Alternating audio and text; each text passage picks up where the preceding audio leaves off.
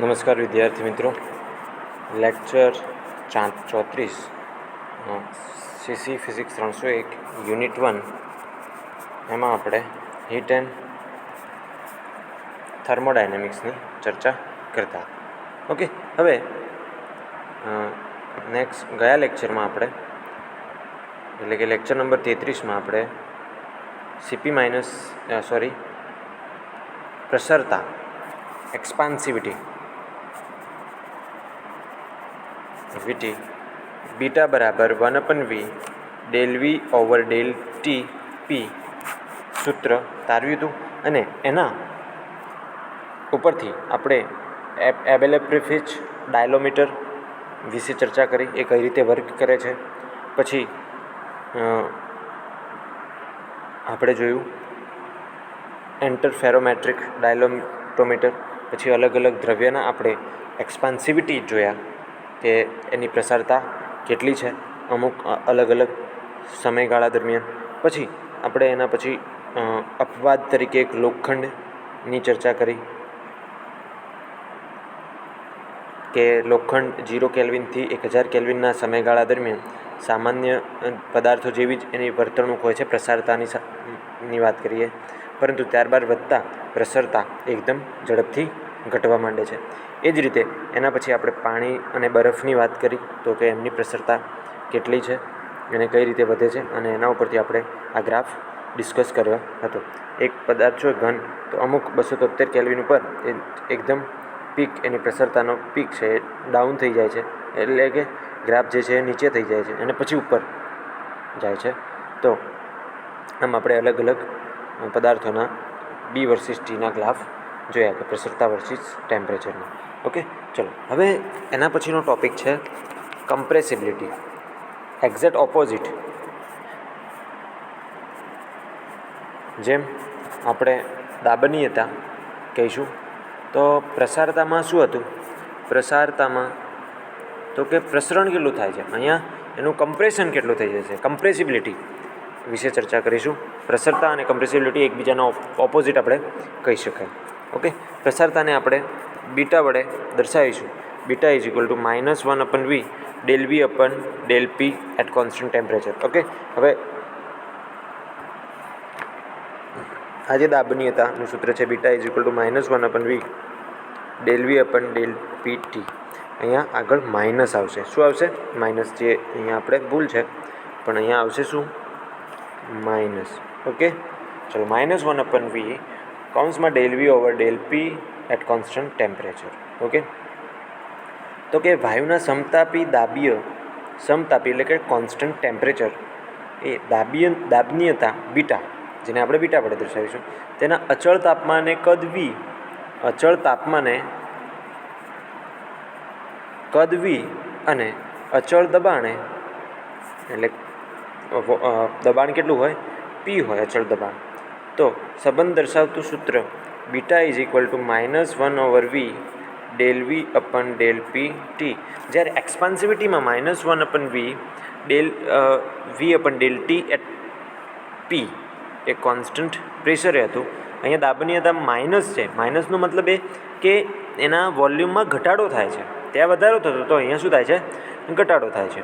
હવે ઘન પ્રવાહી માટે અચળ તાપમાને દબાણ યોગ્ય જ્ઞાત ફેરફાર કરી તદનુરૂપ તેના કદનો ફેરફાર માપવામાં આવે છે. સરેરાશ દાબનીયતા માટેનું ગણતરી સૂત્ર કે. ઓકે, અને આપણે પહેલેથી જ એને આપણે કે કહી દઈએ, એટલે આપણે કન્ફ્યુઝન રહેશે નહીં. આપણે ગમે ત્યાં જ્યાં પણ દાબનીયતા આવશે એને આપણે કે વડે દર્શાવીશું. શેના વડે દર્શાવીશું? કે વડે. તો કે is equal to -1/v del V over del P at T.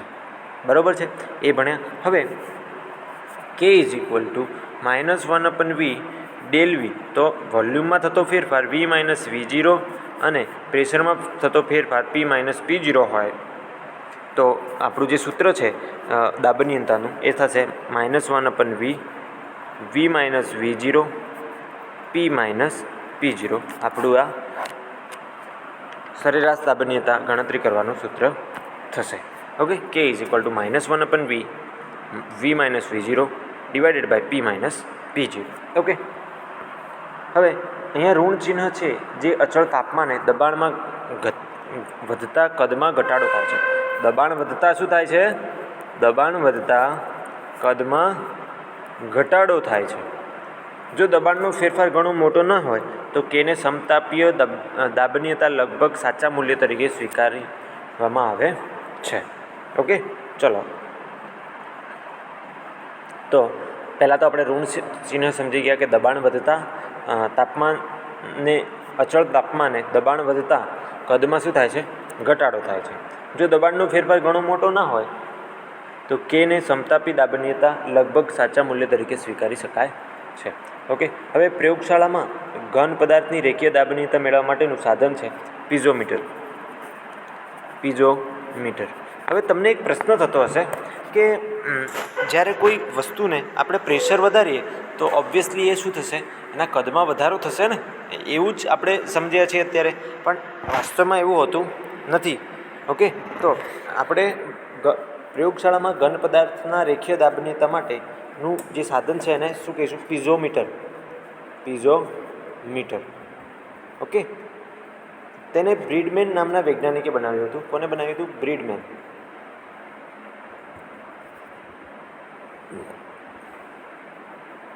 ઘન પદાર્થને લાંબા સળિયાના સ્વરૂપમાં લેવામાં આવે છે. જેમ આપણે પ્રસારતા માટે એક્સપાન્સિવિટી માટે વિચાર્યું હતું, એ જ રીતે ઘન પદાર્થને શું લેવામાં આવે છે?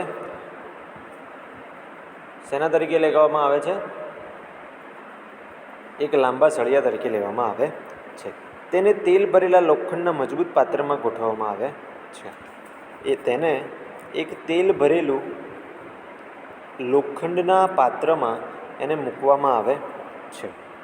આ પ્રવાહીમાં ઊંચા દબાણના તફાવતો આપી તેની લંબાઈના ફેરફારો આડકતરી રીતે ઊંચો અવરોધ ધરાવતા મેગ્નેશિયમ તારના અવરોધમાં ફેરફાર થાય તેવી રીતે પ્રયોગની ગોઠવણી કરવામાં આવી છે. ઓકે, હવે આ એક સિમ્પલ છે મેથડ, જે એમાં એક લોખંડનું પાત્ર હોય છે. એમાં શું ભરેલું હોય છે? તેલ ભરેલું છે. અને એ તેલમાં આપણો જે પદાર્થ છે, જે છે ઘન પદાર્થ, જે નળાકાર સળિયા તરીકે લીધેલો છે, એને આપણે મૂકવામાં આવે છે. અને એના ઉપર પ્રવાહીમાં ઊંચા દબાણના તફાવતો આપી ઊંચો અવરોધ ધરાવતા મેંગેનીઝ તારના અવરોધમાં ફેરફાર થાય તે રીતે ગોઠવણી. હવે આના ફેરફારને એક મેંગેનીઝ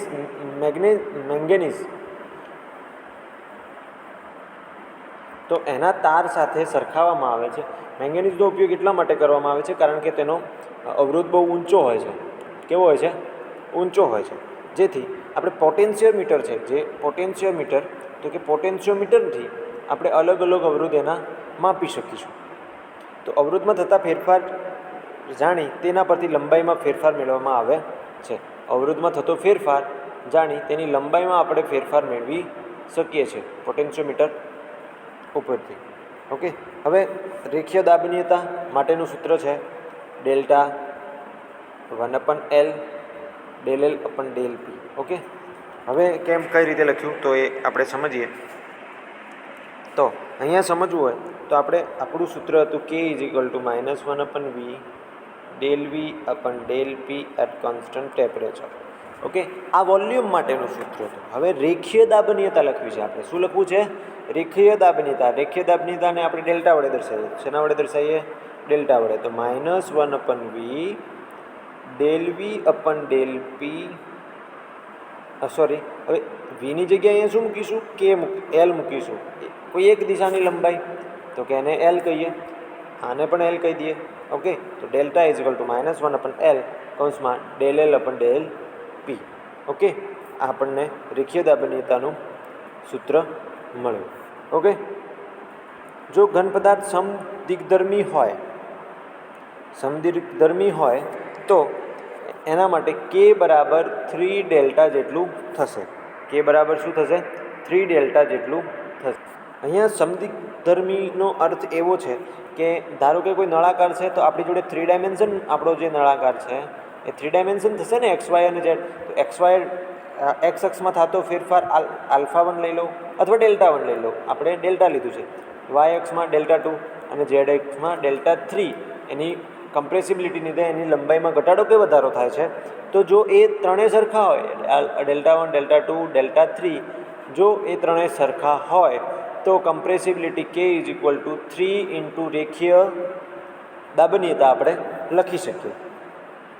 ઓકે, અહીંયા આપણને કે ઇઝ ઇક્વલ ટુ 3 ડેલ્ટા મળે. ઓકે, હવે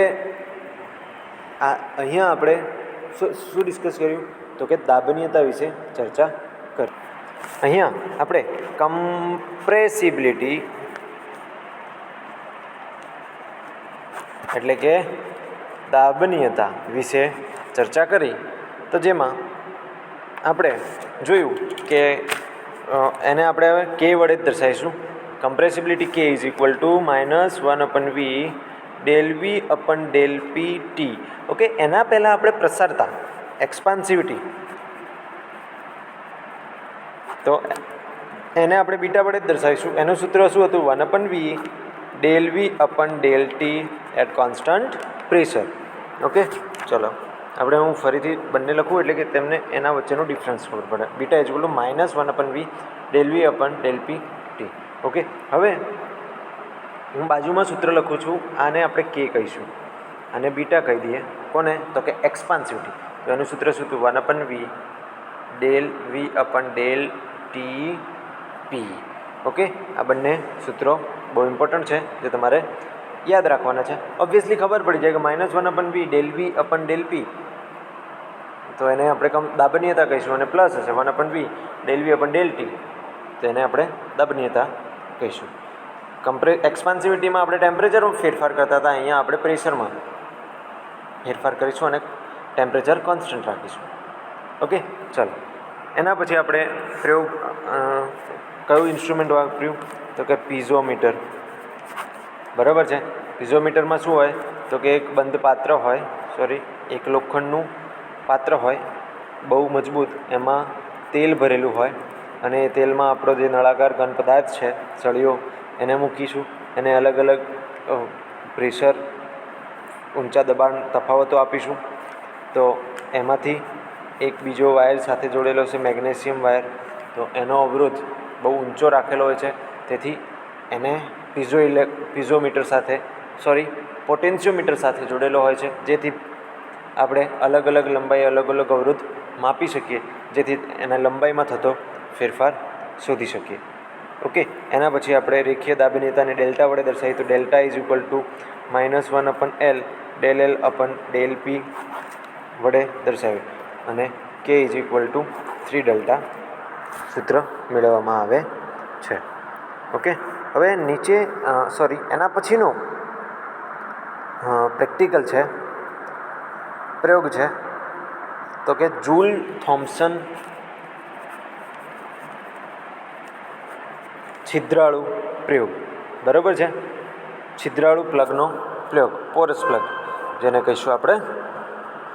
ઓકે, આકૃતિમાં દર્શાવ્યા પ્રમાણે D1 D2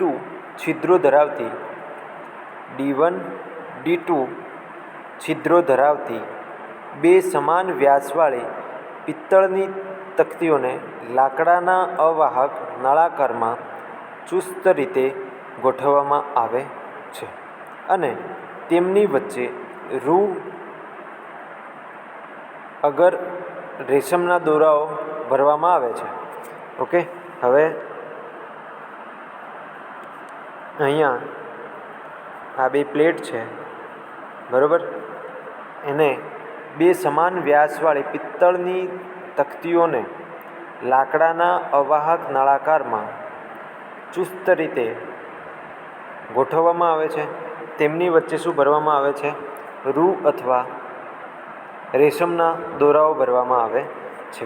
આ ગોઠવણીને છિદ્રાળુ પ્લગ કહે છે અથવા પોરસ પ્લગ કહે છે. તેની આસપાસ બીજું ભરેલું અવાહક પાત્ર ગોઠવવામાં આવે છે. અહીંયા આ બીજું અવાહક પાત્ર ગોઠવવામાં આવ્યું, એમાં પણ શું ભરેલું છે? અથવા રેશમના દોરાઓ. ઓકે, જેથી એ શેના તરીકે વર્તે? પ્લગ તરીકે.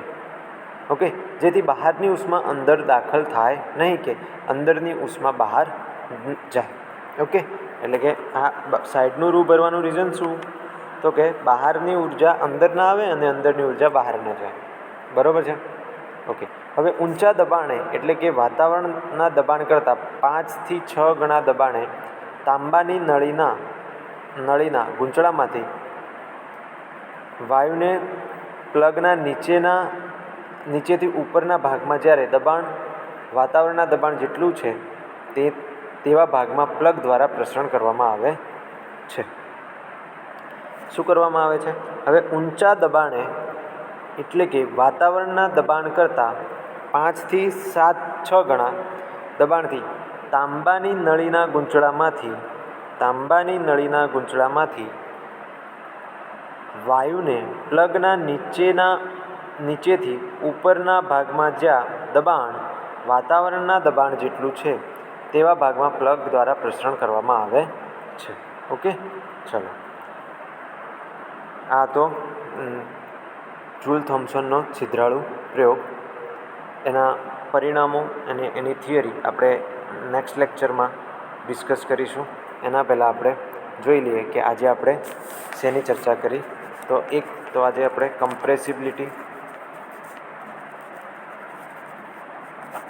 કમ્પ્રેસિબિલિટી બીટાને નહીં પણ આપણે એને કે વડે દર્શાવીશું. કે = -1/v del v over del p at constant temperature. પછી ધારો કે આમાં થતો ફેરફાર v - v0 અને p - p0 હોય તો k = -1/v0 v - v0 p - p0 લખ્યું. પછી આપણે ઋણ ચિહ્ન શેના માટે લીધું? તો કે અચળ તાપમાને અને ઊંચા દબાણે એના કદમાં શું થાય છે? ઘટાડો થાય છે. એટલા માટે આપણે અહીંયા ઋણ ચિહ્ન લીધું. પછી દબાણનો ફેરફાર ઘણો મોટો ના હોય તો કેને સમતાપી દાબનીયતા લગભગ સાચા મૂલ્ય તરીકે સ્વીકારવામાં આવે છે. ઓકે, આ દાબનીયતા જે માપવા માટે, કમ્પ્રેસિબિલિટી માપવા માટે જે ઇન્સ્ટ્રુમેન્ટ વપરાય અને પીઝોમીટર કહે છે, જેની શોધ બ્રીડમેને કરી હતી. ઓકે, હવે એની પ્રયોગની રચના કેવી હોય? તો કે એક લોખંડનું મજબૂત પાત્રમાં તેલ ભરવામાં આવે છે અને એ તેલમાં આપણો જે ઘન પદાર્થ છે જેને નળાકાર લઈ સળિયા તરીકે લઈ અંદર મૂકવામાં આવે છે અને આ તેલને અલગ અલગ પ્રેશરે રાખી અલગ અલગ પ્રેશર સેટ કરી અને આ જે સળિયો છે એને મેંગેનીઝના તાર સાથે જોડવામાં આવે છે. મેંગેનીઝનો તાર એટલા માટે જોડવામાં આવે કે જે એનો ઊંચો અવરોધ હોવાથી. પછી આ જે વાયર છે એને પોટેન્શિયોમીટર સાથે વડે માપવામાં આવે છે અવરોધ, અને અવરોધમાં થતો ફેરફાર જાણી તેની લંબાઈમાં થતો ફેરફાર પણ જાણી શકાય છે. હવે રેખીય દાબનીયતાને ડેલ્ટા વડે દર્શાવી તો -1/L del L upon del P, જે -a ઘટાડો થતો દર્શાવે છે. જો સમદીર્ઘધર્મી એટલે કે લંબાઈમાં થતો ઘટાડો del1 હોય, ઊંચાઈમાં થતો ઘટાડો del2 અને પહોળાઈમાં ઘટાડો થતો del3 બધા જો સરખા હોય, Δ1 Δ2 બરાબર Δ3 હોય તો કેનું મૂલ્ય 3 ડેલ્ટા જેટલું મળે છે. ઓકે, એના પછી છે જૂલ થોમ્સનનો પ્લગ પ્રયોગ.